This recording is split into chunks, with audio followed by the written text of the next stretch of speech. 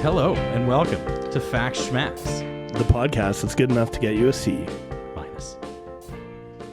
So my name is Matt, and I'm the person speaking right now. And I'm Kev. I'm the one who just interrupted. Right. That's going to be kind of the theme for this thing. But Kev, I got a question for you right off the hop. Go ahead. What do you know about Julius Caesar? Like, what do you really know about Julius Caesar? I know the Caesar goes well with chicken. Yep. Yeah, he was a Roman. Yep. 2 for 2. Okay, thank you. Yeah. So, you know, you're pretty much correct. What's he famous for, though? Like, what did he do as a Roman? Friends, countrymen, lend me your ears. He did allegedly say that. Yeah. He was an emperor. He was the first emperor. Caesar. He was a Caesar. He was not the first emperor. No, that's correct. He was the first Caesar. Because he's Julius Caesar. Exactly. Yeah. So he was the first Caesar. They named the whole thing after him. Therefore, he was the first. Well, so I'm correct. He wasn't, though. There was a lot of Caesars that came before him. Well, they just were very... non-Caesar? Well, they were very kind of ignoble, I guess. But we're going to be talking today about a story that has a lot to do with that guy, Julius Caesar there. We're going to be talking about the period between the Punic Wars and kind of the establishment of the empire, where Rome had a republic. They voted on things. They had a senate. They had multiple people in charge of multiple things instead of this one guy. And in a span of 150 years, they go from having that to having one guy rule the whole thing. And how did that happen? It's kind of an interesting question, isn't it? Right? It is interesting, and I think that it's kind of playing out before our eyes. South of the border. there might be a little historical. We'll see. That's put a pin on that maybe. Sorry, I just want to clarify. There's a republic and an empire. Yes. Is this Star Wars? No. Okay. Because they're the same thing. Fair enough. Yeah. You mean Rome and Star Wars are the same thing? Yes. Absolutely. So, what's Rome for the for the layman here? Rome is obviously a place in Italy, the little boot in Europe. From my understanding, they were nomadic. No. Well, I thought they were always roaming around. Oh, God damn you. So there's evidence of people being in there going back 14,000 years. But wow. And to give you a context here, Rome had an empire that spanned the entire Mediterranean. That kind of whole thing as a unit lasts until 476 AD. It's a pretty long time when you consider the cities founded in supposedly 700 and something BC. So they have one continuous civilization in that city for that long. But actually the other half of the empire became the Holy Roman Empire, and that goes until 1453. So they had some pretty serious staying power when you talk about people. Some good longevity for sure. They definitely had some good longevity in just having their nose in world affairs. Sounds familiar. Yeah.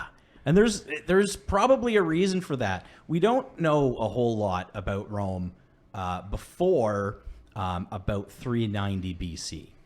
Because what happened in 390 BC is that the city was destroyed. It was burned down, kind of, except for the citadel at the in the middle, the main stronghold. Whole city is just sacked and burned down by the Gauls. Rome itself. Sorry, the Gauls? The Gauls. Seagulls. They had a lot of Gaul. No. But the city is pretty much destroyed. For most civilizations, this is going to be, right up until then, Rome is like a regional player. In kind of the regional dynamics. This would have been the sort of thing that knocks you down to a second or third rate power, and that's it. You're toast. but not the Romans, because they are very stubborn.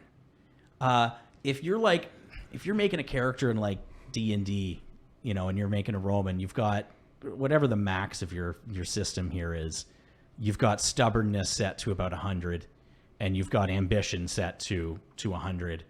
And those two things can kind of carry you through a lot of things. So the city is sacked in 390 BC.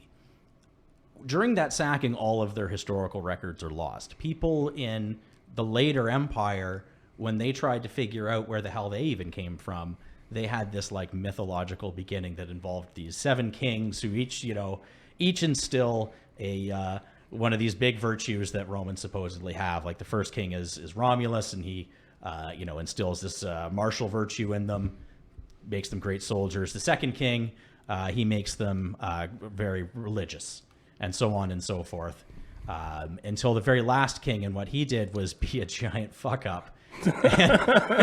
He blew the whole thing for kings. Who was the last? Tarquin. Wow. Yeah. That's a terrible name. Yeah. I'd be a fuck up as well at that point. Well, it's a tough, that's a tough moniker to go by. It's not easy. Sorry to anybody named Tarquin. If you're Roman, you don't have a whole lot of wiggle room to be making fun of people based on their names, because there's like 7 Roman names. Fair enough. Like, if we ever talk about the Punic War, we'll talk about the 17 Scipios. Scipio. There's Scipio Africanus. There's I can't believe that name could ever go out of style, to be honest. I can't wait. There's going to be a great name later in this, so I can't wait till we get to it.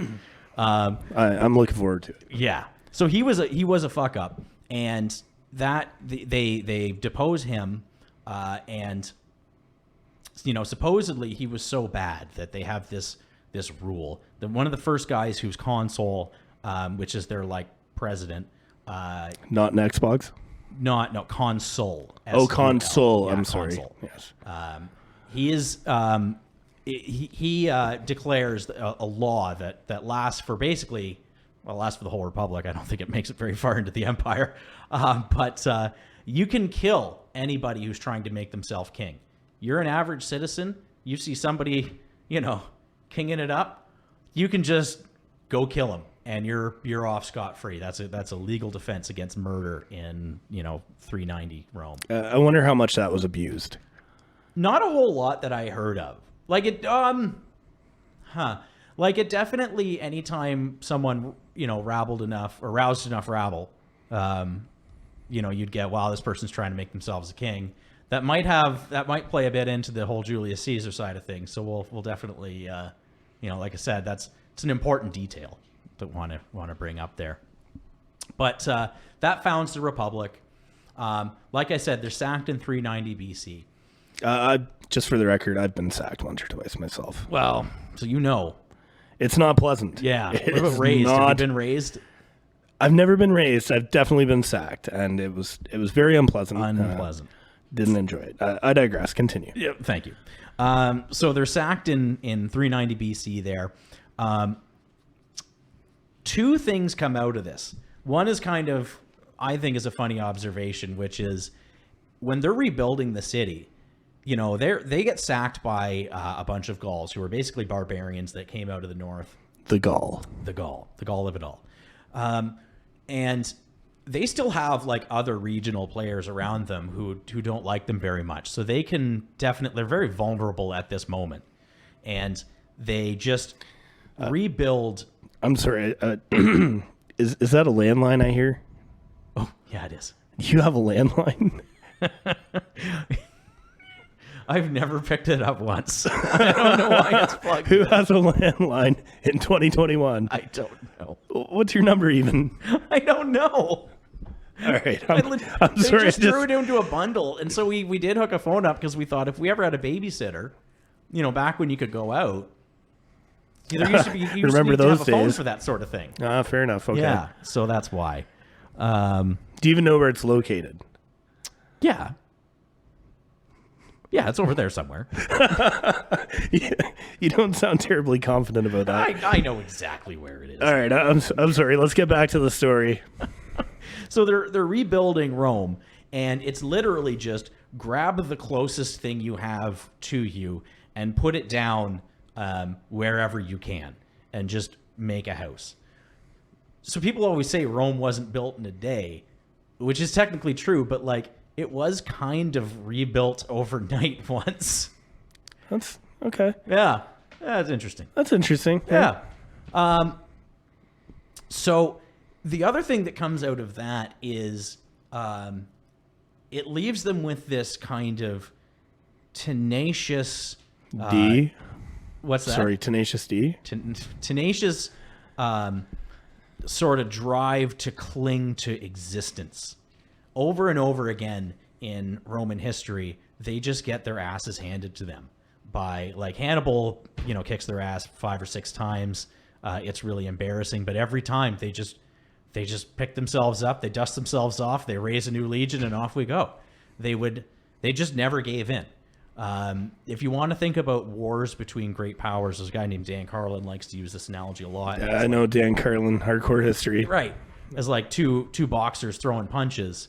They took punches that should have knocked them out 10 times over.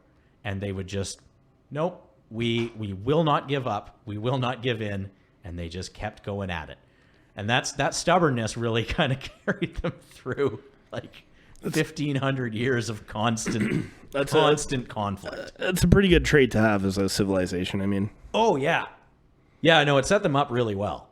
Yeah, that's good. For as long as they could hold it, it kind of set them up really well. We're not going to get into why that whole thing all fell apart today. That's not the story. That's a future episode. Mm-hmm. Oh, Matt. Yo. Speaking of episodes, we forgot to bring up our sponsor today. Okay, who's our sponsor? Well, I thought you were handling the business side of this. Holy fuck, I thought you had a bit to go with that. Turns out not so much. Look, I've got like $10. I'll sponsor it, but I own you.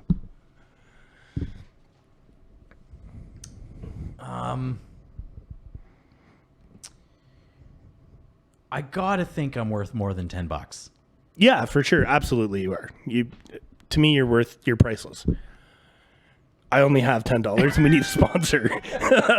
Yeah. All right. So sorry, carry on. They on. found this republic, right? They didn't find it. They founded it. But we talk about republics now as everybody gets a vote and that sort of thing. It wasn't that sort of. It was like the elitists got the vote. Yeah, it was more of an oligarchy. It's very wealthy men get to vote, and they divide power up, kind of in an interesting fashion, because this thing wasn't like, it's not like when you found, the United States and you get to sit down and really think about a constitution. This thing's just like bolted together through precedent and yeah, who the hell knows. But they've got the Senate, which is basically just the rich people. If you were the sort of family that was in the Senate, you get to kind of keep being in the Senate for the most part. And if you were the sort of family that wasn't in the Senate, you're not getting in there, and there wasn't much you could do about that. To be honest, that doesn't sound much different than now. Well, I mean, yeah. So then they have consuls, and the consul's like the president, but there's 2 of them. They elect 2 of them every year. And they kind of each, like, one can veto anything the other one's doing. It all kind of stems from their, like, enormous paranoia over kings. They do not want anybody to ever try to make themselves a king of Rome. So I don't think that's a terrible idea. What's that? That's not a terrible idea. You know what? It does get them into trouble a couple times. Like, there's a couple times where there's 2 consuls and they're, like, at a battle. Well, who gets to choose... because they're also the military leaders. So who gets to choose what happens with the troops at the battle if you got 2 of them there? I think if you're at a point like that, you basically rock, paper, scissors, 2 out of 3. What they did is there was 2 ways they did it. They either said, all right, you each get half of the army, or you're in charge this day, then I'm in charge the next day, and they would trade off. But yeah, that got them into trouble a few times. It didn't always work out, but doesn't sound like a good idea for a lot of things. And then they had this these aren't the only three offices in their government, but these are the three that are going to be kind of germane to the story we're telling. I'm sure they had a Parks and Rec department. Sure, yeah. They've got like governors and things like that, called them proconsuls. And then they've got tribunes. A tribune is elected by like the People's Assembly, which is, the poor people who have very little power. They do get to have these tribunes who are supposed to kind of look out for their interests. And when they start, the tribunes kind of can't do a whole lot, but through, class upheaval and various factors, they kind of get more and more power. So at the point we're talking, like where we're going to start this story, tribune is starting to become a real kind of powerful thing. Sorry, could I just interject? Yo. We're just going to start the story now? Yeah. Oh, Jesus. I'm just getting us to like where we start. But you got to kind of know a few things about Rome, okay. Right? Rome itself is broadly divided into two classes of people. You've got patricians and plebeians, plebs. The patricians are supposedly the descendants of like the first 100 senators that Romulus appointed. Who the hell knows how these people got to be in the position they're in, but they're the people who are in charge. Very importantly, you can't become a patrician. You're either born into that shit or you're not. And then the plebeians are everybody else. But there's also this other system, this other dynamic at play called the patron system. So rich Italians or rich Romans would have all these plebeians or poorer people who depended on them for things, and they were called their clients. So the clients had their patrons had their clients. And this kind of system, it's almost like a feudal system. I think that's where the feudal system comes from, is once the Dark Ages, once Rome pulls out of places, it's kind of like what's left of the social structure there. But it also is kind of like if the mafia was kind of like the underpinning of society. Like, it's just a series of favors. I need money. You've got money. You're going to give me the money. But then, if you need a vote to go this way in the People's Assembly, I'm there. So people build these like power bases of plebeians, essentially. One other little thing I wanted, just to try to drive home how ambitious these people were. In a lot of these patrician households, there would be an entire room of your house, and it's just filled with death masks. You know what I talk about, what a death mask is? You might have to elaborate. So it's upon death, they would take like a casting of the person's face. That is absolutely morbid. Yes. And so a whole room full of them, and under each person's mask, it would be like a list of all their achievements. So remember when I said they're very, very ambitious? Yes. If you're a patrician, that is bred into you. From the moment you're born, your only goal is to be noteworthy, and as noteworthy as you can possibly be. You want to do great things for yourself. You want to do great things for the state. There's just an enormous drive. So this dynamic's been playing out now for a very long time. We're after the Punic War is where we're starting. The Punic War is important. It's kind of like World War II for the U.S. The Punic War is against Carthage. It's their biggest regional rival. Like, it's basically the biggest, it's the last big country they have to take out before they can just take over everything. After the Punic War, they just roll over Greece. They just roll over, parts of the Middle East. They just kind of out after that. Rapid expansion. Yes. The upshot of the Second Punic War, that's the one with Hannibal in the Alps, and, it went on for a very long time. They very, very nearly lost that war, but they got a lot of slaves. A huge surplus of slave labor. And that's not good. It's not great. It particularly wasn't ideal because the Roman army was made up of landowners at the time. But with all these slaves, the really rich people could get slaves and reduce their labor costs to a rock bottom price of $0. Free 99. And then the people who couldn't afford slaves, they couldn't afford to keep up. So the rich people started being able to buy their farms. So the farmland started concentrating into fewer and fewer people. Now, when you're that left them in a situation where their territory was rapidly expanding, but their army was rapidly shrinking, which is a bad thing. Yeah, you're going to spread yourself pretty thin at that point. Pretty thin. It gets to be a bit of an issue. There's other issues going on at the same time. We talk a lot about Rome, but what if you're like someone who lives in Italy but not in Rome? At this point, you'd be considered an Italian ally. What does that leave you? If they go to war, you are expected to go and fight for them, but you have no say in whether they do go to war. You're expected to contribute to the society, but you get none of the benefits. You don't get a vote. You don't get a say. You're a second-class citizen. So that's becoming a big issue too. So I just want to stop there. I kind of had this conception that Rome was Italy back in the day, and it was a city, but it was Italy, but it was all. It was basically a city-state. It was. Yeah, so it was just the city were the Romans, and everybody else was just umbrellaed under the empire and subject to Roman law. Now, there's some areas where... How many Romans were there then in this city? I mean, are we talking a million Romans? I think it's probably close to 1 million. You know what? I don't know. It's an and enormous this is why city this for is the facts schmacks. Yeah, like This is your C. I don't want to be looking stuff up on the fly. So if I just say if you ask me something and I don't know, I don't know. Fair enough. Okay. It's a lot of people though. Okay. So that's like, but the situation with the Allies is becoming problematic too.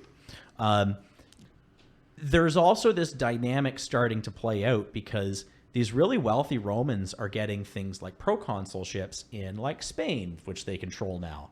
And the guy who gets to go over and be in charge of Spain, remember we talked about this like client patron relationship. They get a lot of clients out of being in charge of like a whole country, right? Whereas if you're just in Rome, you've got, a couple dozen people that you can scrounge up. This guy's got, all of Spain, and that can make you very wealthy. So people start building these independent power bases is kind of the important point here in terms of that. All right. We're ready to start. Sweet We're Lord. ready to talk about some specific people. Okay. So, because it wasn't, Julius Caesar doesn't come out of nowhere. Well, he had a mummy and a daddy. He did have a mummy and a daddy, but there was a lot of people who kind of got this ball rolling beforehand. There was a series of reformers. Now, reform is something that's, traditionally never very easy to do in any political system. But as we talked about, there were some pretty big problems that they had, right? Sorry, wasn't that a song by Snow? Canadian rapper Snow? Reformer. No, it's Informer. Oh, okay. Sorry. I digress. I met Canadian rapper Snow. He was a nice dude. Was he really? He was. That's a story for another podcast. Yep, absolutely. Not going to say another word about it. So you've got these reformer types who come in and they see that there's a problem, but you know how politics is really shitty, like now. Yeah. So would it surprise you to learn that it was kind of shitty back then too? Oh, I'm shocked. Yeah. So like if somebody, comes along and they're like appealing to the public about a broadly accepted problem, what usually happens? Are you speaking about populist type? Yeah, sort of populist type. Well, I think we have a rough idea of what might happen there. Yeah. It's usually never great, but also people usually have a pretty dim opinion, especially the people in power, because it always usually kind of seems like maybe this person's just in it for themselves, and this issue that they're railing on about is just something that's kind of convenient.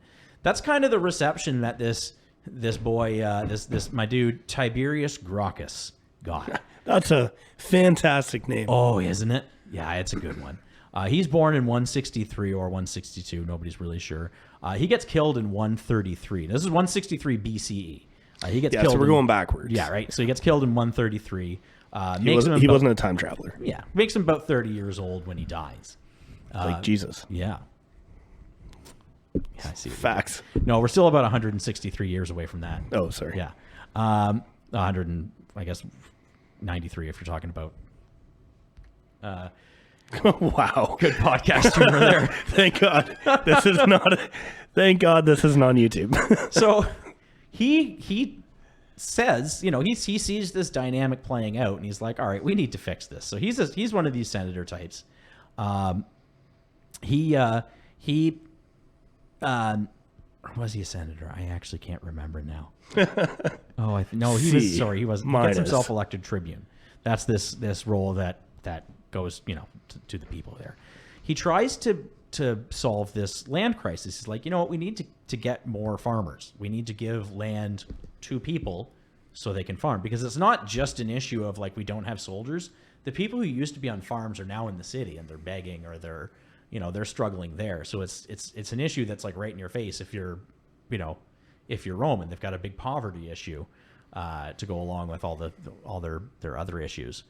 So he has this agrarian reform bill that's like probably a really good idea that should be done, but the people who are making a lot of money from the current situation aren't really thrilled about the idea of maybe changing that. So in the Senate, that thing goes over like a lead balloon. It's like a wet fart. They have got no time for him. So he's the first guy that has this idea, because there is it's like a little known provision that if you're a tribune, you can take laws directly to the People's Assembly, but nobody really does it. It's like the notwithstanding clause in Canada. It's like you can do it, but you try not to.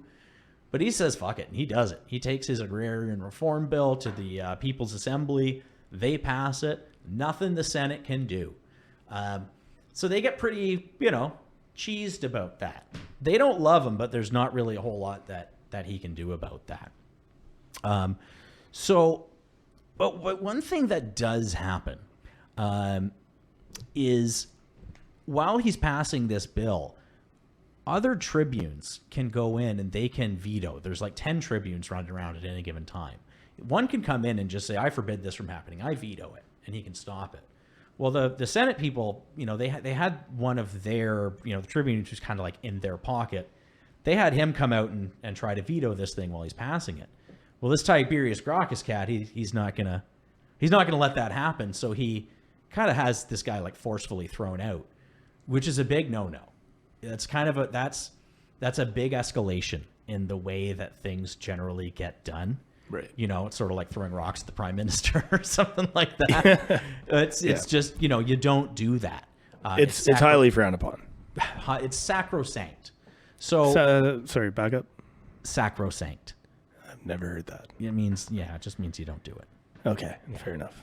We could just say you just don't do it. You just don't do it. You just don't do it. So, he might have had a great idea with this land reform bill, but the way he has handled this at this point has really escalated the situation. I'm not going to get too much into the weeds on the details. Any one of the people we talk about could be their own episode. When does that start? Where we don't get into the details. But he gets his ass murdered by the senators. And this becomes... sorry, I'm just going to say, he kicked a guy out of the hall. Yeah, and they murdered him. And that was an escalation. Yeah. And then they killed him. Uh-huh. I would say that is the escalation. Well, so, they didn't break into his house and club him to death. It was more like he was also trying to run for a second consecutive term, which was also something you weren't supposed to do. So there was like a riot, and he got killed in the riot. But they kind of killed him. Like... Yeah, I mean, that's... It was like indirectly, but yeah. So yes, another escalation. And what we're seeing here is this pattern starting to develop where, these political conflicts can be resolved by violence. And if you're paying attention, that's kind of that's sort of the lesson that you're learning there. He's got a brother. He's got a brother named Julius Gracchus. Gaius picks the baton up on agrarian reform. He takes up the cause of the Italian allies. He also does something really popular where he subsidizes the price of grain, which is like the first step on the road to Rome's famous grain dole. So there you go. That starts with Gaius Gracchus. Anyways, he gets murdered too while he was trying to run for his third term consecutively. He also he didn't do the in terms of like violent escalation. I don't think he did as much of that, but he did like wield an angry mob from time to time. So there's like as one does, when in Rome, exactly. So those two guys are kind of the templates for these reformer types, and there's like 5 or 6 of them that come along. And they all take up these various land reform and Italian ally reform things, and they all get murdered. That's just... It doesn't sound like a very good job. No. But, like, at the same time, they're all, like, populist, so they've got a lot of support. So you can see why it's like it's an intoxicating proposition if you're one of these really ambitious people. Sure. And if you are one of these really ambitious people... You look at everybody else through that same lens too, right? I mean, I have a hard time relating as an ambitious person. It's a Monday afternoon and I'm doing a podcast. I think that's very ambitious. I wrote a lot of notes. You wrote a lot of notes. I just showed up on a day I should have been working. So there's the next couple fellas that we want to get into here. There's a guy named Gaius Marius. And oh my God, this guy fucking ruins fiction for me. This guy he had an amazing career. He just fucking did it all. So, like Dave Grohl. Sort of. Gaius Marius, he's born in 157 BCE. He dies in 86. So, makes it to a ripe old age of 70, 69, I think. Ooh, hey, 69. Which is about the score you would get on Roman history test after listening to this podcast. Good for a C. Good for a C. It's very important to note that when he was a little boy, he stumbled across an eagle's nest, and it had 7 baby eagles in it. And so I don't even need to get into it. Obviously, the implications of that are very obvious, and everybody understands. Well, okay. So that means he was... Let's back it up because I'm trying to blank here. It means he was going to be consul 7 times, obviously. Oh, well, jeez, how did I not know? So he's actually not a patrician. He's a plebeian, but he's one of the first like really really powerful plebeians. At this point, a plebeian can be consul. They had to fight over that for quite some time, but he rises to prominence. During a war with a country called Numidia. This guy named Jugurtha. It's in North Africa. They were horse people. They had horses. Like centaurs? Not centaurs. Centaurs. But he kind of runs on this campaign of like, hey, send me in there. Sorry, is it centaur or minotaur? Minotaur is like a man's body and a bull's head, and a centaur is a horse body and a so I was right. Torso. Okay. Yeah. All right. Yeah. So the centaurs. I think they were African. That might be racist. That's not racist. You said horse people. Well, okay. Jesus, man. Maybe I'm racist.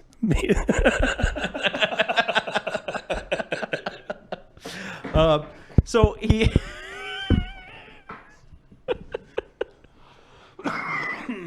Sweet Jesus.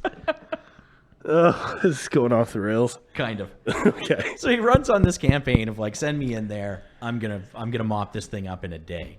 He gets in there and it's not that easy, and he's kind of getting a little uneasy. But he does eventually figure out. He sends this guy over to like Guy Maximus. Well, this guy named Marius? Sulla, who's the other guy in our story. He sends him over. I need a like, flow chart. Yeah. Well, I'm trying to keep it so there's only really like 2 people at a time. By the time I'm talking about the next 2 people, just assume people who came before are dead and gone. Okay. Yeah. So you only ever need to keep 2 in your mind. I still need a flow chart. Right. He sends this guy over to this like other kingdom who's father-in-law to this guy that they're fighting, and they bribe him to turn on him, and it's this like kind of clandestine thing. But long and short of it is he ends up capturing this Jugurtha. He makes good on his word. He makes short work of this war. Goes back to Rome, a hero. Becomes a politician. Things are good. He did kind of take all the credit for that thing that happened with like that other guy sneaking into the other country and arranging a deal. It wasn't like bad that he took the credit. That was kind of what generals did all of the time. But it did stick in the other guy's craw probably a little bit. But we're going to get into what makes Gaius Marius awesome. Because a little while later, I didn't look up the dates.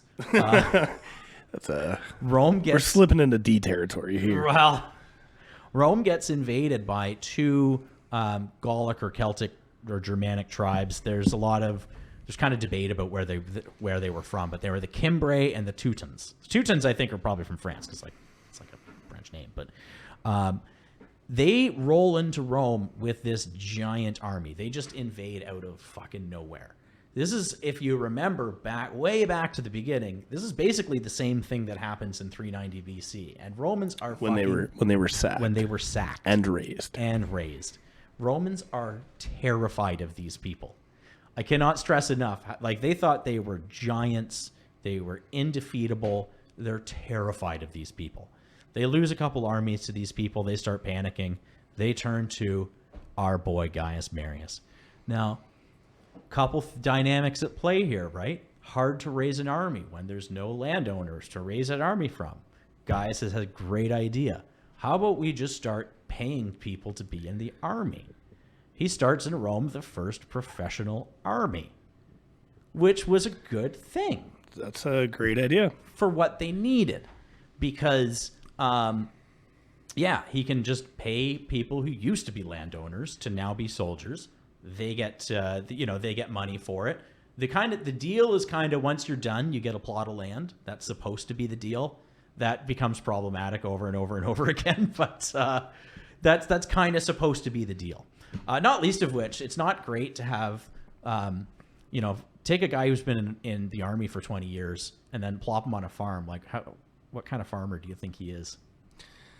Probably not a very good one. He's not a very good farmer, no. So it wasn't a great idea to stock these farms full of people who couldn't farm. That does turn into a food crisis at one point. Yeah, I was going to say I see a famine in the future of Rome. Yeah, there's definitely a famine in the future out of this. But not for a long time, so we're good. But he raises this army, but he also decides he's going to change some things about the way that they fight. He changes some things about like the basic unit size of kind of their tactical unit. I think he doubles it or something. I don't know. That stuff is not as important. But he changes some things that probably needed to be changed. And he made the legionaries much better for it. But he also had an issue with the Roman camp, like the pack animals. It was becoming outrageous. If you had like 20,000 guys fighting, you've got like 40,000 people following them around, to carry stuff, basically. So he starts having the soldiers carry everything on their backs. And there's actually, and he marches them like all over the place. He puts them through boot camp. It's like the first boot camp in history. They were derisively called Marius's mules, but that became like something they were very proud of. But the upshot of it is he winds up making the most well-trained, most physically fit army that probably anybody had ever fielded up to this point. He goes and absolutely just dummies these two huge armies. They would have been better served like combining their army into one, but they didn't. So he was able to go and take them each on at once. And he did that. And that made him a very popular man, which was good for him. He was actually consul 5 times in a row based on that. So he had been consul once before, right? That whole war with Jugurtha. Then this whole situation happens, and he's consul 5 consecutive times in a row. Consulship only lasts 1 year. So okay, you literally read my mind. I was just going to ask how long is consulship? Yes, which is just 5 years. So it's kind of long enough for him to make the changes to the army and execute this war he has to do. But he does it. He's an absolute hero. He's an absolute star. He goes back to Rome. He becomes a politician. He's not as good of a politician as he is a general. So his star kind of fades a bit. But we're going to fast forward a little bit. That's kind of where we're going to leave Marius for right now. Remember I said that it was kind of a big issue that all of these Italians They didn't really have a place in the Roman order. I recall. Yes. So there was something that was going on. Rome was at war with somebody. Probably some, I don't know, Greece or somebody. Samnites, I don't know. Yeah, they were at war with somebody. And so their Latin allies were too. And they had like a kind of pissy peace with them where they made peace against, whoever it was, I can't remember. But they had said, well, now tell your Latin allies to stop attacking us. And the Romans, they were just kind of being dicks. And they were like, we can't tell them what to do, you know. Still holds true to this day. Well, the allies heard that and thought, hey, they don't think that they can tell us what to do. They must not think that they're in charge anymore. So that starts what's called the Social War. Hey, it's Matt from the future here. That was wrong. That's something that happened during the Latin War, which took place somewhere around 340 BCE. A fun anecdote, but not what happened here. Instead, what happened here is a guy named Drusus, who is one of these reformer types that we keep talking about, had really strongly taken up the cause of these Latin allies, and then been murdered by the Senate. And that was kind of seen as like a last straw there. My apologies. Editing is important. That's how you bring that C up to a B. Which is Rome against the rest of Italy. To kind of settle this question once and for all. So this is a kind of a big deal because, Rome versus other countries, usually Rome kind of dummies them. They're very, very good at war at this point. But this is Romans fighting essentially Romans. It'd be like fighting a mirror. So it's a very bloody war. And obviously with civil wars, what's never a good thing is you're fighting your own people, right? Never a good thing. Never a good thing. So they bring back Marius to come out of retirement. But when he comes out of retirement, he gets kind of second banana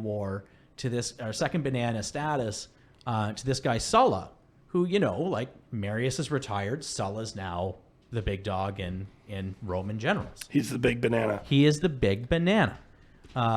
So they wrap up the social war. Again, could be a whole episode.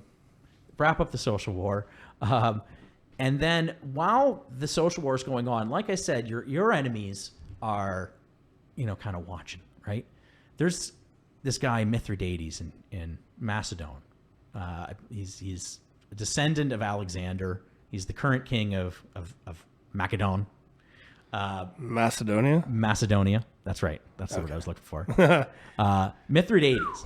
He actually he hatched this plot where in all these Greek cities at a certain time and a certain day, everybody who is in on it just go and kill as many fucking Romans as exist.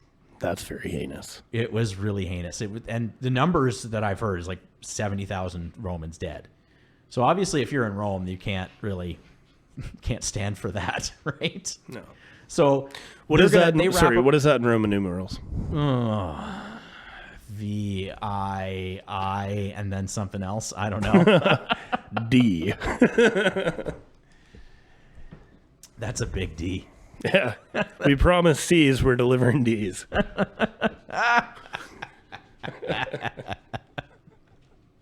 So they're going to go off to war, right? They wrap up their own little war. Now it's time to go down to Greece, and they're going to go show this guy what's what.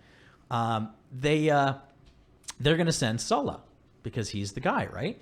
He's the new guy. He did well in the social war. But Marius, you got to remember, man, Marius saw those 7 baby eagles. So he's got to be consul 7 times. Don't you get it? You have to. Yeah. 7 eagles. Right. I saw 7 seagulls once.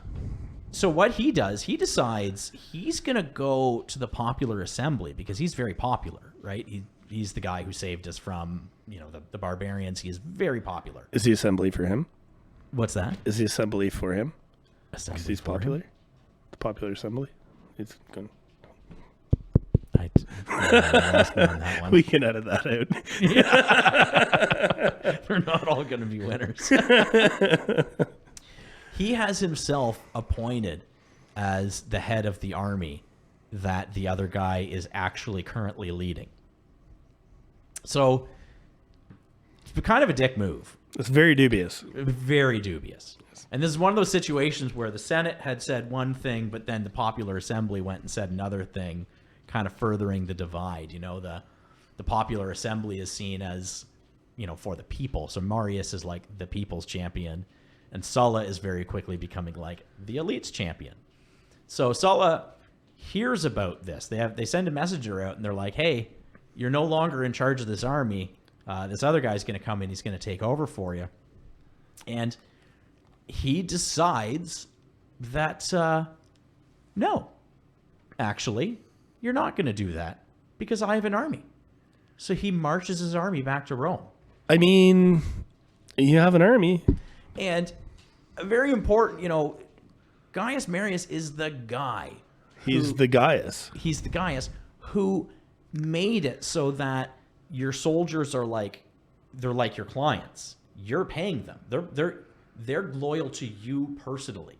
So for him to kind of try to come in at the top of the, you know, and just replace the commander, he should have known better. He should have known that's not the way the system works. But he tries to do it anyway. So Sulla marches his army into Rome. Marius flees, but it's very violent. There are violent clashes between the citizens and the army. It's the first time a soldier marches his own army into Rome. I find it's interesting. It's not seen as like probably because it didn't directly kill the empire or the republic, but it's not seen as like the same way that Caesar doing the same thing in like 40 years is how that's gonna be seen. But he does it. So Marius runs away. Sulla marches in, takes control of the city, and then he marches back out to have the fucking war he was gonna have. So he's had a little detour there. Marius comes He's back. made his point. What's that? He's made his point. He's made his point. Well, not well enough, apparently, because Marius comes back into Rome. Him and his supporters basically go back in and they kill all the supporters of the other guy. So the other guy is marching off. He's pissed. He's getting dispatches saying, oh, they've killed, you know, this supporter, that supporter, they're back. Marius makes himself consul again, so he's gotten his... This is his seventh time. He's gotten his seventh consul, and then dies 14 days later. Yeah, so I don't think 6 and 7 were very good consuls. Six was the one where he won the big war. It was 7 that was like, what are you doing? Yeah, Jesus. Yeah. So you've pushed it. But he dies. But he set into motion this I don't want to say revolution, but this kind of civil war that's going on now inside the city, where they're called Marians if you're a supporter of Marius. One of the people who is a Marian is this young kid named Julius Caesar. Julius Caesar. Julius Caesar. He's actually related to Marius. And it's like his stepson or something, isn't it? Something like that. Yeah. Yeah. Yeah. Yeah. I read a book once. Okay. Yeah. That's it. It started about there. Okay. All right. Yeah. So, yeah, that's kind of, Sulla mops up Greece, then he comes back into Rome. And what does he do? He kills all the Marians. At one point, they had what's called this prescription lists. You'd be prescribed. If you were on the list, it meant that the state was going to kill you and take all your property. That's what it meant. Supposedly it was, for like traders, you get put on the list. But what it wound up being a lot of the time is like, hey, you're rich. Or like political enemies and stuff. Yeah. Very Stalin-esque. Very Stalin-esque. And this happens a couple times. This is not the first time that's going to happen or the last time. Sorry, it is I think the first or the second time it's happened in this story. I can't remember if Marians had a prescribing list or not. But that was definitely a Sullan thing.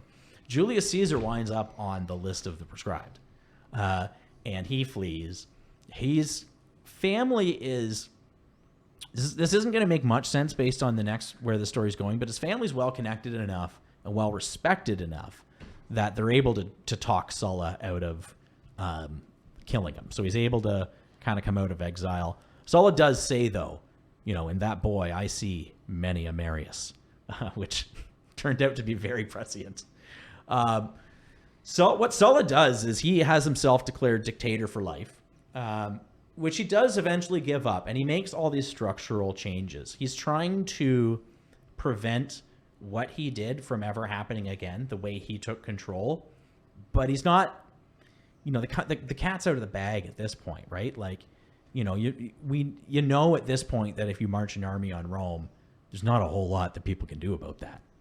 No. Unless they've got a bigger army. Which, that is the army. That's kind of the thing, right? So... Sorry, did they have a right to bear arms? I know they wore togas, which didn't have arms, but... that was we can have that such a long walk, man. But no, like, were they allowed to have swords? Did you hunt with swords? Did you... could you have I don't like think a so. AR-15 equivalent of a sword? Because a lot of people you hear getting clubbed. A lot of people. So they had a lot getting of clubs. A club is basically anything. Yeah. I can make a club out of this chair. Generally, like, the army was not supposed to be in the city at all. But what I'm asking is, Could you walk around with a sword? Could you walk around with a sword? Did you have a right to have weapons? Were the citizens armed with anything at all? I don't know. Yeah. I don't know. All the descriptions of this sort of fighting that I hear is all like, people are throwing shingles off of roofs at soldiers who are on the grounds. I don't know, man. It's a lot of poor people too. You got to think. So maybe you could, but like a sword's pretty expensive back in the day. Yeah, it's probably like owning a luxury car. Yeah. Or just a car. Yeah. Probably pretty expensive. I think it's not the sort of thing that maybe everyone just has lying around, but I don't know. Not the sort of? I don't know. Not the sword? Sort of thing? Oh my lord. Razor sharp wit today, my friend. All right, I digress. Carry on. We are finally, my friend. Someone has just pulled into my driveway. It's looking very Amazon-like. It is looking That's very another Amazon-like. ancient culture that we'll get to at another time. Mm-hmm. I hope he doesn't expect me to come to the door. Important things are happening. We are finally going to get to my boy. My boy Julius. JC. My boy JC. JC is born in 100 BCE. That's a very even number. That is a very even number. Yeah. I can do the math on this. There he is. Yep. There he is. Yep. And he's walking away, which is terrific. That's fantastic. Yeah. We'll edit this out. Let's go back to JC. JC. JC. Probably the second 100 most famous BC. JC. Definitely the second. Yeah. Yeah. Yeah. But the other one doesn't have a salad named after him. No. Right? I'm trying to make a joke here. Yeah. I'm going to let it go. He's born in slums. So his family is like, they're patricians. They're part of the upper crust. They just fell on some hard times. They fell on some hard times. They were slumlords. So the upshot of that is like, he's got all these connections from being, ostensibly part of the upper class, but he himself is not very rich. And he spends a lot of his time with regular old folk like you and me. So he's like the Keanu Reeves of, still rides the subway. Yeah. He's a little famous, but he's just very down to earth. Yeah, but if like Keanu Reeves was also, like if he was Keanu Reeves and JFK and I don't know who's like the best general you can think of coming out of the Second World War. Like Eisenhower. Sure. Eisenhower. So he's also a general. Yeah. Because if you're a politician in Rome... I might be getting ahead because we were still in... Yeah, well, we are going to get there. But if you if you're a politician in Rome, one of the things you want to do is be a general because you can make a lot of money that way. You go and you sack someplace, you're making being a lot of podcaster. Dough. What's that? Make a lot of money like being a podcaster. Yeah, you're making podcast bucks. Podcast dinero. Yeah, which is $10 sponsors. It's a new cryptocurrency that we're launching. Get your podcast bucks. All right. On the blockchain. He has a minor military career to start, and he has a. So like he starts as like a private, Yeah. and then works his way up to general. Not really. He starts as a Probably as, private, like- does his time, then he goes back and he has a political career. which goes pretty well for him. He's a pretty good politician. He's really, he's very keen. One little funny story that I want to just kind of digress to here. He was going to get oration lessons because that was a big part of being a politician. You have to be a master orator. So he's going to go to Greece, but on his way, he got abducted by pirates. This is very interesting. Yeah. And they're ransoming him off. So immediately, like, he gets there and he is not like, the normal type of person they're usually getting. He's kind of laughing and joking about the whole thing. He's angry when he finds out that they're, what they're asking and demands they double it. And then he sends some slave to go and get it. But the whole time he's held captive, he's acting like he's one of the crew. He's eating his meals with them. He's laughing. He tells them to turn it down while he's trying to sleep. It's that sort of thing. But he always kind of jokes that, when I'm out of here, I'm going to come back and I'm going to crucify all of you. And that's what he did. He got free, paid off his ransom, raised a little army, went back, crucified the lot of them. Wow. Yeah. Jeez. So he's like a different dude. Very unique. I don't think he ever went for those oration lessons either. No. But although he did have one of the most memorable speeches of all times. Well, yeah. Friends, Romans, countrymen. Right. Lend me your ears. I think that's from Shakespeare. I don't think that. I'm not sure he actually said that. I'm pretty sure it's legit. This is a C+ course. When he gets back to Rome after that and he's going through his political career, he winds up forming a political alliance with two other cats. And I'm sorry, but this time there's going to be three people you have to remember. And these two guys were actually guys that were around in the Sulla days. They were like bigwigs in the kind of Sullan administration, if you would call it that. So they're older now, but they've each got their. And we're going to get to one of the great names here. I'm so excited.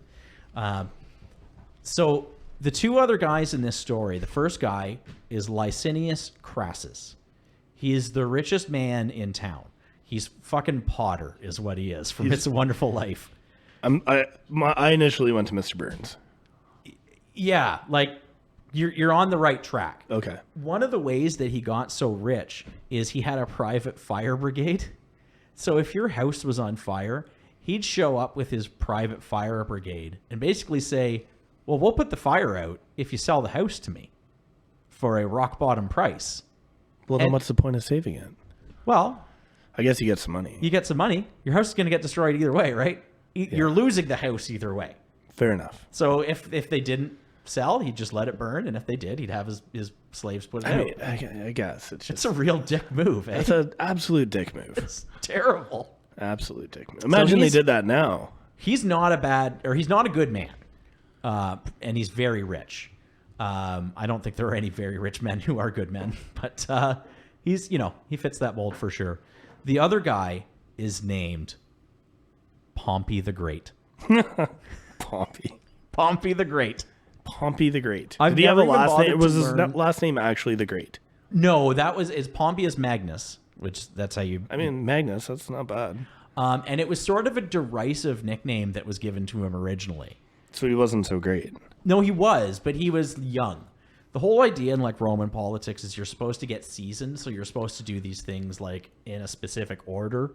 But he kind of managed to like lead an army way younger than he should have, and then he demanded that he get like all these privileges, and people liked him enough that he got that stuff, but they kind of, Pompey the Great is here. Yes, everybody move aside for Pompey the Great. But as he got older and he did like a lot of good stuff for the state, that actually just kind of became like a real honorific name. So, yeah, he was Pompey the Great. Pompey the Great. Pompey the Great. Fair. And he's the greatest general at the time. So Caesar has an interest in this fucking land reform bill that still... Is it like Pompey the Great? No, it's Pompey the Great. Pompey the Great. Yeah. Pompey. Yeah. All right. I'm just going to mull that over while you talk. Yeah, I know. Like, really. It's a great handle. Pompey the Great. It's not bad. Yeah. I was thinking about telling you his name last night, and it was making me giggle. I'm glad you saved it. I like to go into these things cold. Yeah, for sure. So What he does, he needs to get his land reform bill. At the same time, this Pompey the Great, he's been out in Asia. Pompey. He's been out in Asia conquering shit left, right, and center, and he has a bunch of stuff that needs to get ratified by the Senate. But there's this dynamic that plays out in the Senate where they don't want to let people get popular because that's kind of dangerous. So anytime someone starts to get a little too popular, they get murdered. What's that? They get murdered? Yeah, well, or they get like wrenches thrown in their monkey. Their monkey's their machine? Yeah. Okay. I don't know why I said that. That's not really that's awkward. They get wrenches thrown in their works to get their works gummed up. So in this case, did they have wrenches back then? Yeah, I'm sure they did. I don't think they did. I don't know. History of wrenches might be a future episode. Could be. As a mechanic, I might field that one. There you go. Yeah, absolutely. So he had ratified a bunch of treaties with all these places that he had like conquered and put like puppet kings in and things like that. This shit all needed to get ratified by the Senate, and they're just sitting on it because they're dicks. So he needs that stuff done. Caesar needs his land reform. What does the richest man in the world need? Well, Crassus. Can I just answer this? Yeah. A space program. Kind of. Okay. Crassus, for all of his riches, never got any military glory. That's tragic. Boo-hoo, right? Yeah. So he wants to go... He wants a war. Start a war with the... That's what rich people like, war. He wanted to go start a war with Parthia. So that was his angle. So they form this alliance. Instantly, they basically control Rome just by doing this. You got the guy with all the soldiers, you got the guy with all the money, and then you got the guy who is the best politician probably in the country at this point, kind of leading the charge. So it's called the First Triumvirate, by the way. Of course it is. Mm-hmm. Yeah, absolutely. Yeah. What can you imply? Was there 3 of them? What's that? There was 3 of them. There was 3 guys, yeah. Triumvirate. Triumvirate. Yeah. What can you imply about it being called the First Triumvirate? That there was 3 of them. 3? Try? You're thinking about the wrong word. What can you imply about it being called the First Triumvirate? There were multiple. Yeah, there we go. So this is the First Triumvirate. What it does is, again, it lets them totally control the agenda. Caesar gets himself elected consul. Now remember, there's 2 consuls. He's going to pass... Xbox and PlayStation. Yes. He's going to pass... Finally, he's going to fucking pass this land reform bill that people have been kicking around and not doing for goddamn ages. It's long overdue. Yes. It's basically the equivalent of maybe raising the minimum wage. Yeah. Okay. People need to eat. People need to eat, man. Yeah. Yeah. And yeah, this is a huge issue. So there's another consul, though, a guy named Bibulus. You don't really have to remember much about Bibulus. Just that he's like he's famous for 2 things, and this is one of them. Is his last name Baggins? No, but it should be. Holy fuck, Bibulus Baggins. That would be good. Precious. What he does is, they can't really stop this guy. He can't stop him from doing the law. But what he does is he declares that every day for the rest of their shared consulship is a holy day. Basically says every day from now to the end of the year is a holiday. No official business. That's fantastic. It was controversial. That's great. Well, Caesar had him just removed. He just had him removed from the assembly hall. That'll be enough for you. Yeah. Violently. He got kind of roughed up as he's being removed. Not murdered, though. No. That was because, now here's the thing. You're a Gaius Gracchus. You're a Tiberius Gracchus. You're one of these reformer types. There was another guy who got killed right before the Social War that kind of sparked that. You have a little bit of a power base, but you don't have like a huge power base. But Caesar has the money of Crassus and the troops of Pompey behind him. So he has a lot of power. He's not vulnerable in the same way that those people are. The Senate can't just club him over the head and be done with him. Well, I mean, they do try that eventually, but... I think they kind of succeed there, don't they? Yeah. but that was probably the final nail in the coffin right there when they did that. But him doing that puts him in kind of legal peril. This is where Caesar's standoff with the Senate really starts. He had this guy removed. That was technically against the law. While you're in office, you're totally shielded from any prosecution. But once you're out of office, you can't. They're supposed to be... Sounds familiar. Yeah. There is a lot of parallels between how things were back then and how things are now. No shit. Yeah. Yeah. Like a lot. Like, oh my God, two of the biggest issues are like inequality and fucking immigration, basically. Yeah. It's kind of insane. Yeah. Yeah. Yikes. So he is going to be maybe in legal trouble if he loses office. So he has himself appointed proconsul, so like governor. And you can have long appointments for that. He winds up getting appointed proconsul for 10 years, I think. He doesn't like 2 different steps, but we don't need to go into that granular detail. It's like 10 years. Very importantly, the spot they give him control over is Transalpine and Cisalpine Gaul, which is not really a place that they own fully, but it's what Transalpine and Cisalpine means: Gaul on this side of the Alps and Gaul on that side of the Alps. Okay. So he basically gets France. All of France. Okay, I was going to say, what is actually modern It's day? France. It's France. Yeah. Okay.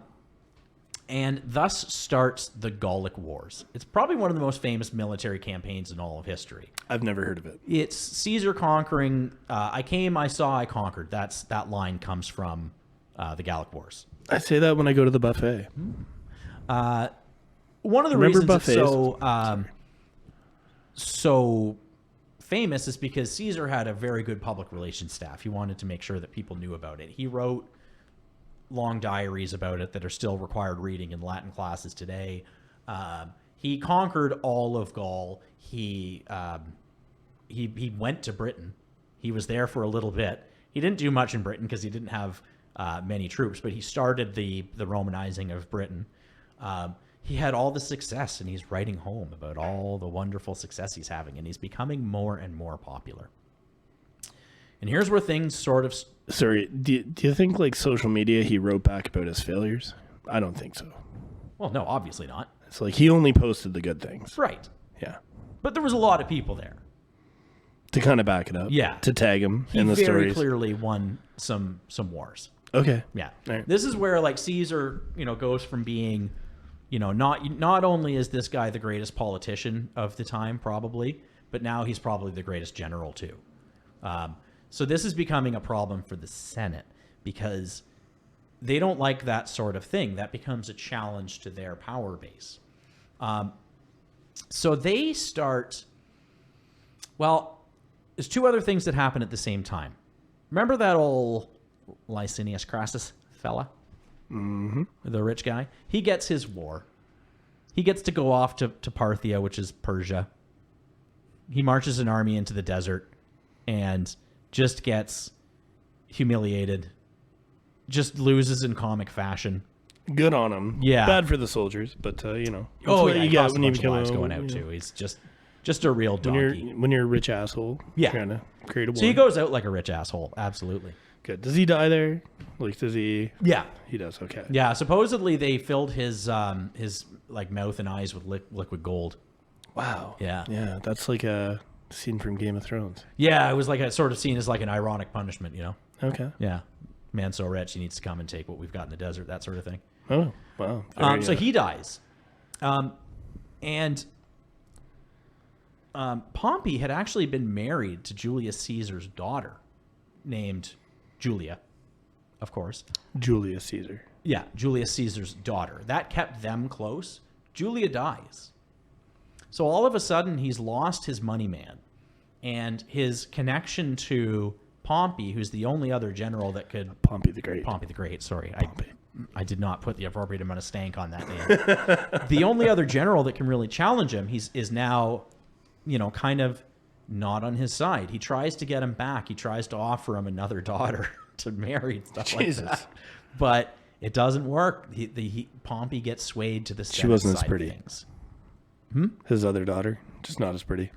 Maybe. Kind of, I don't know. maybe before, but I don't know.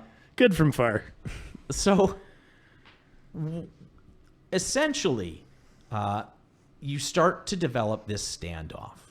Because now that the Senate has Pompey on their side, Pompey the Great on their side, they no longer fear Caesar as much. So they send him a message saying, hey, we're stripping you of your command. So you gotta put down your army. And this is like 2 years before his term is set to expire.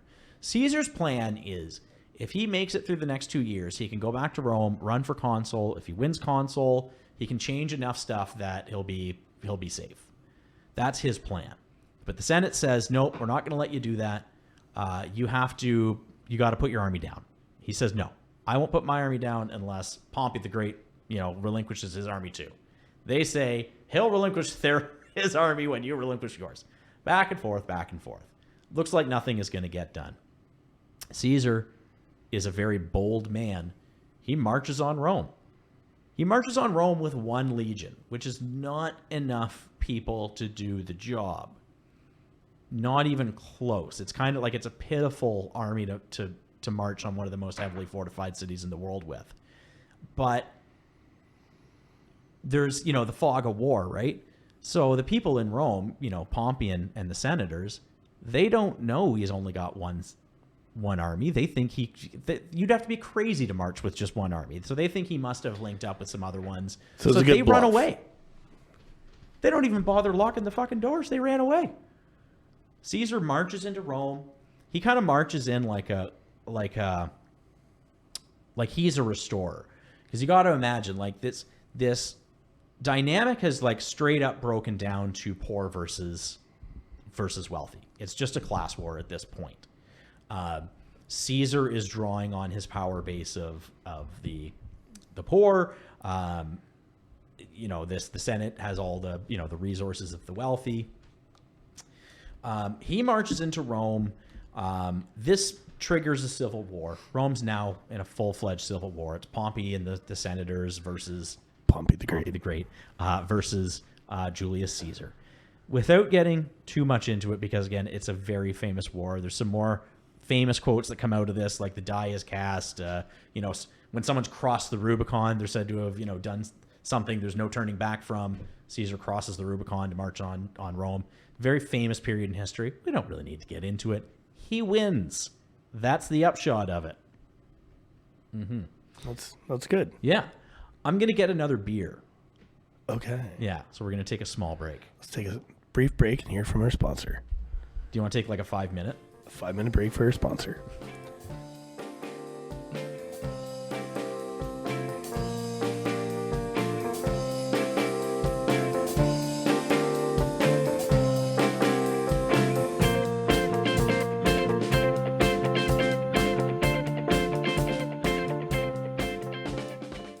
Okay, so Caesar wins the civil war there. He has a decisive battle against Pompey the Great. Pom the Great. Pom the Great. Pom ba-dom bom. Ba-dom bom boom. So he wins, and Sulla flees. He flees to Egypt. He thinks he's maybe going to lean on the king there, who is like a 10-year-old boy named Ptolemy, the something or other. Now, something you got to know about old Julius Caesar. He was famous for his clemency. If you got caught on the wrong side of enemy lines, he very likely was just going to let you go. He let people go all the time. He very much wanted to catch up to Pompey, to forgive him, to bring him under his wing, to put his arm around him and say, friend, together we're going to rebuild the empire. We can do this. That's what he wanted. It would have been a PR coup. And that's so. But Pompey flees to to Egypt. Egypt's got this 10-year-old king and a bunch of advisors. And these advisors, they think we're going to get on the good side of the new guy in Rome. Can I just ask? Yeah. So Julius is a Caesar at this point, or no? That's just his last name. They named the whole thing after him. I know, but like he's basically the first one, so he's the Caesar. No, but I don't think you. It's just his name. Listen. His dad's last name was Caesar too. Yeah, but like after that, Caesar was the thing for leader. So was he an emperor? Actually, Augustus was the thing for leader. A Caesar would generally be the junior partner in that relationship. But Well, I don't know about that because there's Kaiser. Yes. And then there's Czar. Yeah. Which All were comes from the basically name. all derived from Caesar. Yes. So at this point, is Caesar the air quotes Caesar? That's an interesting question. Thank you. Probably the next guy is the Caesar. Okay. But- Augustus was like the emperor before. Well, Caesar? this is Julius Caesar. Yes, he's the Caesar. He's the guy. He's the guy who's essentially responsible for just completely demolishing the Republic. But he never and making it really a Caesarship. was the king. No, he was a Caesar. I can't tell if you're doing a bit at this point. I don't even know anymore. But the question I actually wanted to ask before we got into the semantics of Caesar, Yeah. was didn't Caesar, wasn't he getting a little on the side from Cleopatra? Well, Wasn't that a thing? Or funny you ask. Okay. It's funny you ask that. Because Ptolemy, like I said, this 10-year-old kid, he's on the throne. But the reason he's on the throne is because his dad died. It's usually how kings get the job. Terrible for Ptolemy. But Sorry to hear that. but the king left the kingdom to Ptolemy and his sister. Cleopatra. His sister was Cleopatra. That's right. Oh, interesting. Yes. So, when Pompey flees to Egypt, these advisors to this 10-year-old kid king are like, "All right, this is terrific. We're going to kill this guy. We're going to present his head to Caesar. And we're going to get on his good side." So, Shouldn't a 10-year-old just be like Pokemon cards and well, it's not him. It's the advisors. right? Yeah, because they're really it's them who have the power at this point. So they're trying to keep their power. That is really what they're doing. Right. Yeah. So Pompey shows up. They cut his head off. Caesar shows up. They give him the head. Caesar's pissed. And I mean, like, let's really disastrously misread that situation. like and I mean, it's probably pretty gross getting ahead. I mean, especially back in the day, there was no preservation. Right. I mean, maybe there was. Maybe it was like in a jar. But I'm gonna say like it was probably a really gross head. Not too long before this, they were hanging heads in the Forum in Rome. So I don't think that's necessarily part of it. Okay, fair enough. I'd just be really grossed out if they're like, yeah. "Hey, man, I got you this present." I'd be like, "Oh, it's a great. human I like head." presents. Thank you very much." And then I open it up, and it's a freaking head that But smells someone like. went through all the trouble of getting it for you. Well, So you got to put up a pretense that you like the head. it's like the gross Christmas sweater. Yeah. Yeah. Okay. Thank you very much. Well, he didn't do that. He was really just my mad. style. And he looked around and he's like, "Well, guess what? I'm going to help you guys solve your little dynastic struggle here. How about that?" So he's just left a civil war. Like, he's just won a civil war in his own country. And he goes and he gets himself involved in a civil war. I wouldn't be going on vacation right after a civil war. I'd feel like you'd have to stay and consolidate things. But he does. But his vacation is like a couple months of urban warfare in the streets of Alexandria while him and Cleopatra, who he's boning, They're getting it on. yeah, they have kids together. Wow, really? Yeah. I wonder if anybody's traced their lineage back to that. That would be No, interesting. because the kids get killed. Jesus Christ, man. There's a lot of murder in this. Yes. Anyways, so they have one kid. Caesarion, I think, is the name of that child. Was it a cesarean section? I don't know. Or natural birth? I don't know. Okay. I don't know if there's a connection there. It's I don't know. you could get up to a B if you knew the answer to If that. we had, Yeah. That would be some B level knowledge right there. That's absolutely a B. That's like a But yeah, bonus what ends point. up happening is he, he eventually meets Cleopatra. They have their thing. He decides, well, you should probably be the person who's in charge.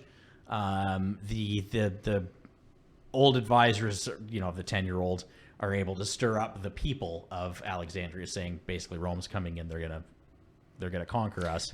Alexandria is in like Greece, Egypt. Yeah. Well, what about Alexander the Great? Yeah. He was a Greek. Yeah, he's a couple hundred years before this. Okay, well, listen. And guess what? There's a reason it's called Alexandria. Okay, tell me. It's because Alexander founded it. Okay, Yeah. see, I'm not too crazy then. And so when Alexander died, famously, like the kingdom gets broken up, right? One of his generals was a guy named Ptolemy, spelled like Ptolemy. And this king, this 10-year-old, is named Ptolemy. So it's a descendant. Cleopatra's a descendant of that guy. Oh, okay. Yeah. So it's that family that's been in charge. So Caesar takes her side because, he's getting a lot more benefits from her. Yeah, like, I mean, he's getting... Hopefully more benefits from She's her got than him from a around his little 10-year-old. finger. Yeah, oh, jeez. I mean, that's more of a... That's dark. Yeah, like, we'll edit that out. So yeah, he spends like a couple months in this like really brutal kind of siege of the palace that he's now occupying in Alexandria before he can get reinforcements. And then he does, and he deposes the old king there, puts her in charge. He goes on a river cruise for a while. He goes back Like to a Rome. gambling steamboat cruise. Yeah. He goes back to Rome. He kind of consolidates his power. There's some other stuff that happens there, but the gist is he's in charge now. He's the Caesar. He's the Caesar. Thank you. Yeah. But it's still not like we're going to talk about that later. There's a later to this? There's a later to this. God damn. Okay. Oh, yeah. All right. He's Now a word from our sponsors. it's actually remember when I was saying that, there's a law saying that if anyone's trying to make themselves king, you can just murder him. Murder him. No big deal. Yeah. No consequence. So a lot of these like reformer types, that was a charge that was laid at them. They're trying to get the popular assembly. They're trying to be king.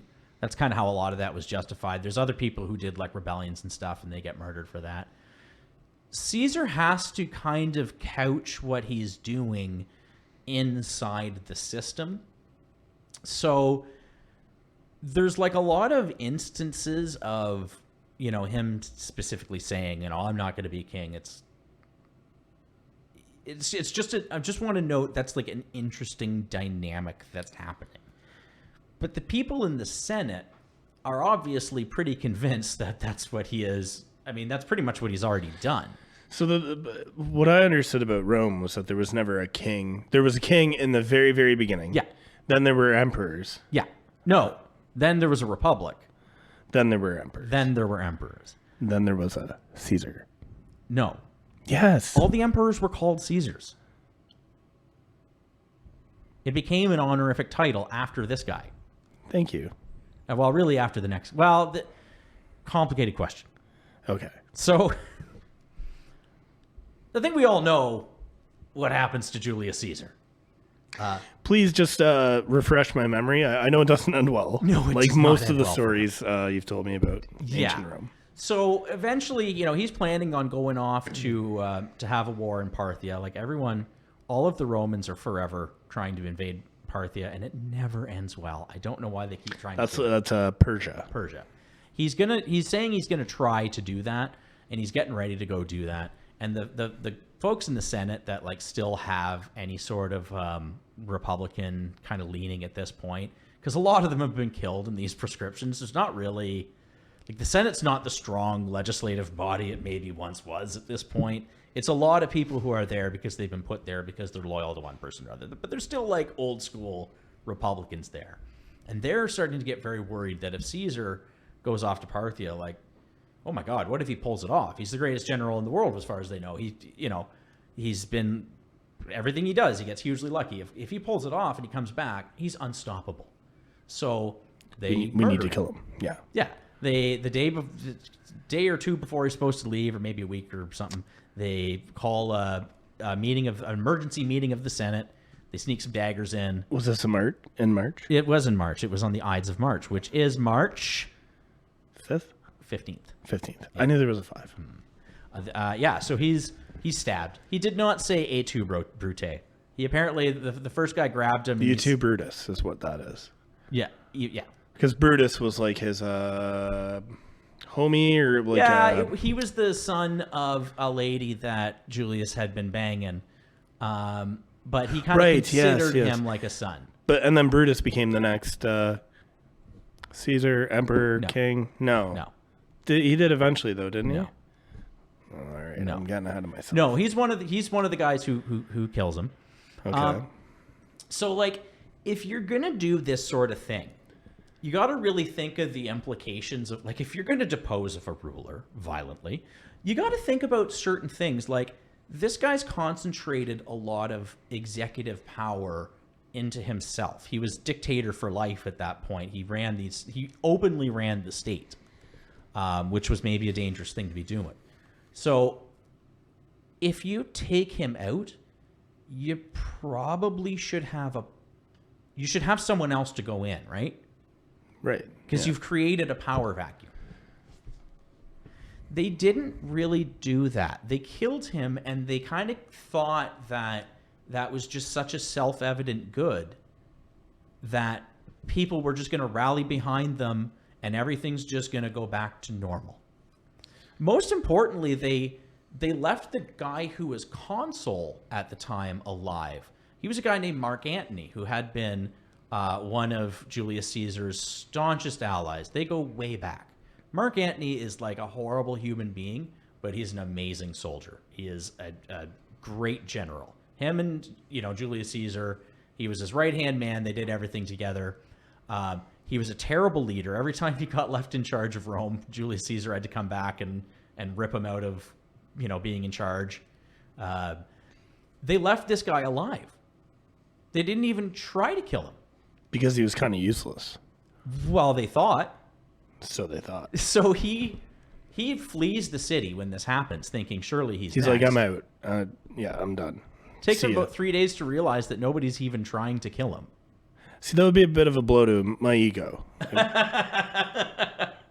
Personally, I'd feel like maybe bad about that. Yeah. So Mark Antony he whips the people up into a frenzy. The people of Rome always saw Julius Caesar as somebody who really went to bat for them against the Senate. The Senate just murdered him. So this is not going well. No. This is where the Senate kind of, like, that's the last real thing the Senate does.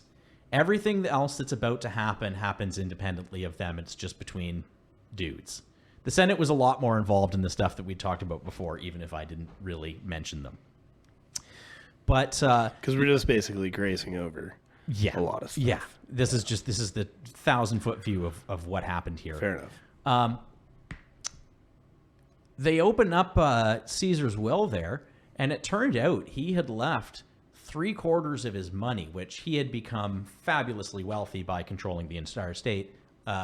He left 3/4 of his money to his nephew that, like, nobody had ever really even heard about. This guy named Octavian, or Octavius, who was born in 63 BCE. Was he a doctor? What's that? Was he a doctor? Dr. Octavian? No, he was not. Dr. Oct? No, Dr. he was Oct? not. No. Okay. He had a story. normal amount of limbs. He was very sickly. I don't know if that counts for anything. He was a very sickly boy. Fair enough. He met Caesar before Caesar died. He spent like a year with him. And I guess like Caesar just saw something in this kid. He left him this money only under the condition that he posthumously adopts him, which is something that happened back in the day. Yeah, wasn't there a thing too, like with any leaders where they became like a deity after they died? That kind of comes in later. Okay. Yeah, actually, this guy Octavian, he kind of explicitly sort of starts that. Okay. Yeah. So yeah, you're getting there. Okay. Or we're getting there. Yeah. Yeah. We're up to like a C+ or we're bouncing around here. So all of a sudden, there's this power vacuum, And it was kind of assumed that Mark Antony should be the next logical person to just kind of take control of the army at least. But now there's the army and the son.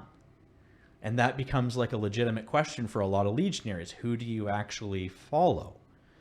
So things get very tense between Mark Antony and Octavian. They don't like each other right off the hop. Mostly, I think, like, Antony is like mad at Octavian because he gets the job essentially, but and the money Yeah. Octavian is mad at Antony because Antony publicly proclaimed after seeing the will that Caesar had left all of his money to the people of Rome, which was a dick move. Yeah, that's not cool. It's not cool.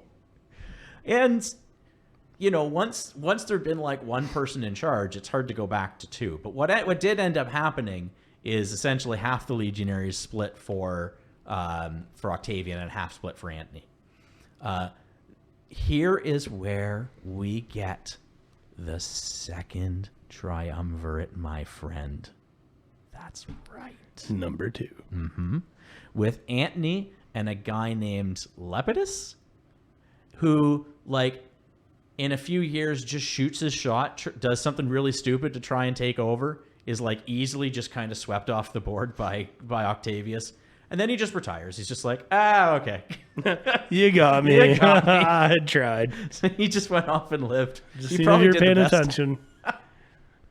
But what ends up happening is it gets into a situation where Octavian's in charge of the Western Empire, which is like, you know, I don't think Greece is, no, not Greece. It's just like Italy and Spain and France and Great Britain. And Antony's in charge of the Western Empire, which is like kind of considerably richer. Because he wants to go fight Parthia, of course. Because everybody wants to go fight Parthia. That's what this whole thing happens because everyone's trying to go fight Parthia. But he ends up in control of the eastern part, which is kind of rich and decadent. Guess who he runs into while he's on that old eastern part there? Why don't you tell me? It's Cleopatra. Oh, hey, And lady. Turns out they get along famously. Like how famously? Oh, very famously. Cleopatra's racking up the bed notches here. In fact, I think so famously there's a play about it by Julius Caesar. Or not by Julius Caesar. That'd be a weird part by Shakespeare. Which is? Antony and Cleopatra, I think is. Oh, okay. Yeah. Yeah, see, I'm a pleb. Yeah. So I don't know about any of that. I could be wrong about that, but I'm pretty sure. But it's they had the more famous romance, really. So there is, and just another side note here about Octavian. He's a sickly boy, like I told you. He's not well. He's not well. He's got the sort of sickliness that takes him out of a lot of battles that maybe he should be in. There's a lot of I have a note from my doctor. right. There's a lot of kind of whispers about that sort of thing. But he is like legitimately there's something wrong with him. He's got like a bad immune system or something. It's just a constant thing. Is like, Immunocompromised. he's getting sick and sick over and over. He's got a buddy named Agrippa. So his buddy Agrippa did all of the generaling and the soldiering. So anytime like anybody talks about Augustus or Octavian, spoiler, this guy becomes Augustus, winning a battle, it's Agrippa. He's doing all this. Agrippa fighting. becomes Augusta? No. Octavian becomes Augustus, yeah. Who is the nephew of Caesar. Who becomes like the next king, emperors, or The first. Caesar, sorry. He becomes the first. The first Caesar. Right, because it's a tribute. Like I tried to tell you 3 times now. This is just a tribute. So they spend about 7 years in this state, but things are kind of like, they're really tense. And it doesn't help that Octavian's dealing with like a bunch of shit over on his side, and Antony's just kind of living it up. He's like, he fancies himself Dionysus, which is the Greek god of wine. He's having a party. He's spending 7 years partying. He's shacking up with Cleopatra. I did that, and He's married to Octavian's sister. That was like part of their political agreement to kind of keep them nominally aligned. But he's just cheating on her openly with Cleopatra. It's kind of a skeevy move. They hate each other a lot. him and the wife, or him and like a well, guy. yes, him and the wife. Him and the wife like, are not super it's not tight. a good relationship. and him and Octavius hate each other. Wow. So it's only a matter of time, of course, but before they go to war. There is one incident that kind of preempts this that's just kind of notable. It's called the Donations of Alexandria, where Mark Antony made all these proclamations. Like, he took over this minor kingdom and he put one of his kids with Cleopatra on the throne, and he made all these proclamations. He called Cleopatra the Queen of Kings. It was very much setting himself up to be I'm just going to have this thing and it's going to be mine. It's not part of Rome anymore. And so that did not play well to the audience back home at Rome. Like, Octavian was able to make a lot of hay. So he was like, it's like the Simpsons where they make like New Springfield. Yeah. He was like, I don't care about your rules. I'm going to do my own thing. Yeah. And this is like my family, and Yeah. Okay. We're in charge now. This is like our own little fiefdom or monarchy or whatever. So that, again, did not play well at home at all. And Octavian's been able to make a lot of hay out of this. This all comes to a head. They fight like it was always going to be. Octavian wins.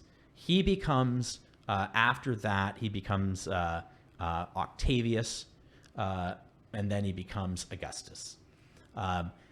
He is the first emperor of Rome. He's also one of the longest lasting emperors of Rome. He's also probably the best emperor of Rome.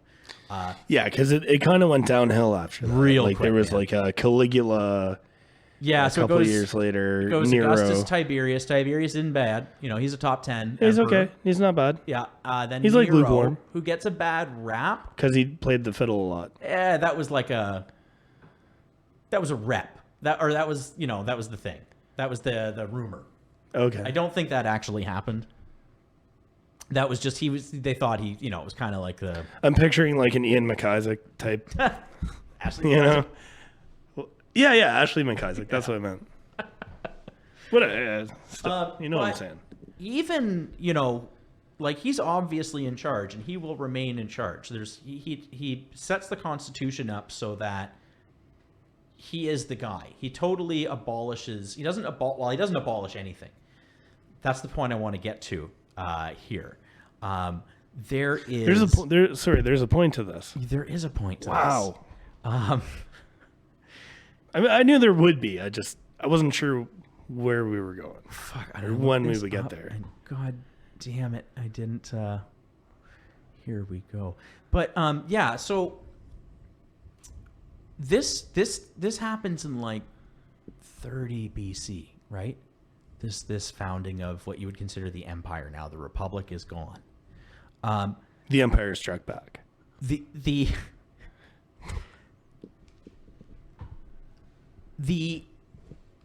Even at that point, though, he could not rule openly. So he had to keep a veneer that the republic is still here and everything's functioning just the way it should. There are consuls that are getting elected, but they're only doing the things that he wants because he actually has all the soldiers. There's senators doing their thing, but there's only there's a subcommittee of 100 senators that actually he works with and they actually get stuff done. He was a pretty great leader, all tales told, but he could never call himself emperor. The Senate at one point demanded to give him a title, and he chose Principate, which is just like first citizen. Future Matt here again. The title he chose was Princeps, not Principate. Or something like he thought was just classy, but not, ostentatious. But the point is that he couldn't openly say that he was an emperor. His kid couldn't openly say that they were an emperor. That kid's kid couldn't openly say they were an emperor. When do you think? How long do you think it is? If we're talking 30 BC, what year do you think it is until somebody can just say, yeah, I'm in charge, openly? I mean, I don't know. I'm just going to throw something out there, say 200 years. 200 years? Not a bad guess. Closer to 3. Wow. Not until AD 284. Which is actually not, it's 310 years. Okay. It took until you could be like, yeah, I'm the guy. That's me. Yeah. What do you want? Yeah. I'm the Caesar. Now would they call themselves emperor or Caesar? They would. So everybody afterwards, like there was some situations because you'd call yourself Augustus. You'd be the Augustus. You would assume a name. Yeah. Of some because kind of Caesar importance. is like Caesar was revered because he was like this champion of the people, but Augustus is he's the real guy. So he took the name Julius Caesar. At one point he's Gaius Julius Caesar, but he's also Octavian and he's also Augustus. His naming convention gets very confusing, but yeah, he's the guy. And if you're the emperor, you are Augustus. However, there were situations where necessity, because the empire was so big, required 2 emperors at certain points. There was actually a point where there was 4 emperors, and if you're the big guy, you're the Augustus, and if you're the little guy, you're the Caesar. Interesting. Mm-hmm. So, I guess just to wrap this up in a little bow here. Okay. I've got my last section of my notes. It's actually empty, and it just says, why did this happen? What lessons can we draw from, what happened there, right? How do you go from having a republic to not having a republic in like 200 years?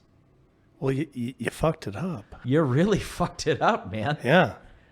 So you had too many not enough. How do I say this? Too many have-nots, Mm-hmm. not enough haves, Mm-hmm. and a lot of murder. Like a lot of murder. And specifically murdering people who are trying to fix things. And there is things like, better. I don't know if I can't remember what I have said and what I haven't said at this point, but there's a lot of like hater culture, maybe you'd call it in that time, because there's like, well, we can't let this guy solve the problem. Fuck that guy. Who's this guy think he is? Right. We've been running this show for a long time like this. Yeah. And, Murder him. they stood to lose stuff, so they obviously did not want to lose their things either. Yeah. Yeah. Also, if you make, if you make necessary change only achievable through violent means, you're going to lose both, the rule of law, and it's just going to get violent. I mean, I hate to say it, and this is maybe like an alarmist type thing to say, but like the parallels you can draw between Rome and modern day Western society, it's kind of scary to think that we're getting this big divide now between the haves and the have-nots, and it's stoking, political tension. I mean, there's not as much murder. No. Noticeably a lot less murder. A lot less murder. But I mean, but there's a lot of like cancel culture, which is maybe the modern day equivalent of killing somebody off. Maybe. No, we'll edit that out. Yeah. I don't know. I mean, nobody, there's what I don't get about the cancel culture, that like when people talk about that, who's been fucking canceled? There's been one guy, Richard Spencer, got punched in the face on TV, and that was it for him. Nobody, I think, Louis C.K.'s doing fine. Yeah, I mean, Johnny Depp just moaned about cancel culture while he was accepting a Lifetime Achievement Award. Maybe cancel culture is the wrong word here. I think that there's a lot of, maybe just a lot of slander thrown against people. You look at somebody like, say, and this could be a whole other podcast, but say somebody like someone who's really for the people. Say like AOC. A lot of people say that she's very championing for the underdog and the normal everyday person. And they're all calling her communist and this and that. And sure, but that's the that's what we were talking about earlier with these reformer types. There's always somebody there saying, "Oh, but you're only in it for yourself." Right? That's what I'm trying to say. Like the slander and the stuff. That's like the modern day equivalent of just take him out back behind the Senate and stab him. Well, they stabbed JC right in the Senate. Okay, sorry, yeah, right in the Senate. They didn't even take him out back. They just did it. Terrible. Just awful. Yeah. Yeah, Rome, that's very interesting. There's a lot I didn't know. Mm-hmm. Yeah. But that also, like, the little dominoes that lead up to big things, right? Like, it seems very politically expedient to, for example, start paying soldiers. That seems like a good idea, but then their loyalty lies with where they're getting their paycheck. And, we maybe do it. Hopefully we're doing it better because, it's the actual centralized state that's paying the soldiers and not the general who's in charge of them. I'd like to think maybe some lessons were learned. Yeah. I don't think, like, that to me, when you draw the parallels, there's so many parallels there. So many. That's where it breaks down, is people taking charge of armies. They're like, well, that wouldn't happen. I would hope. If anything, it would be the army just cooing, doing their coup thing. Yeah. How armies like to coup every once in a while. Every now and again. I've seen it happen a few times in my lifetime. Well, it was very interesting. So, I guess. Well, that's our first episode. Yep. Not bad. Now go out there and get that D. Get the D. And now our sponsors. That should be the sign out every time. Go out and get that D.